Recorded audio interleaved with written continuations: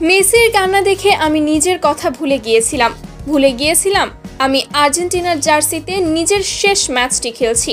আমার শুধু একটা কথাই মনে ছিল, মেসির কান্না থামাতে হবে, শিরোপা জিতে মেসির মুখে হাসি ফোটাতে হবে। এবার মেসির কান্না নিয়ে একই বলেন বিদায়ী ফুটবলার অ্যাঞ্জেল ডি মারিয়া। টানা 2টি কোপা আমেরিকার শিরোপা জিতল মেসি, ডি মারিয়ার আর্জেন্টিনা।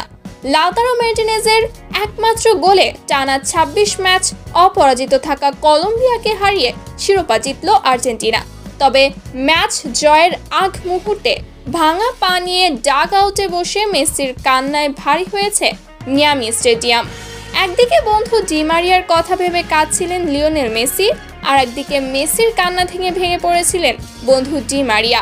ম্যাচ শেষে ডি মারিয়া বলেন, মেসি যখন কাঁদতে কাঁদতে মাঠ ছেড়েছিলেন তখন আমি মনে মনে ভাবছিলাম যে করেই হোক এই ম্যাচটি আমাকে জিততে হবে, হেরে গেলে চলবে না।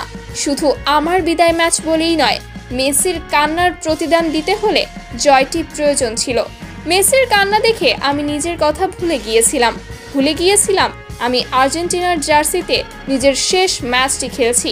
আমার শুধু একটা কথাই মনে ছিল, মেসির কান্না থামাতে হবে, শিরোপা জিতে মেসির মুখে হাসি ফোটাতে হবে। দিন শেষে আমরা সেটা করতে পেরেছি। পুরো দল এখন আনন্দে ভাসছে।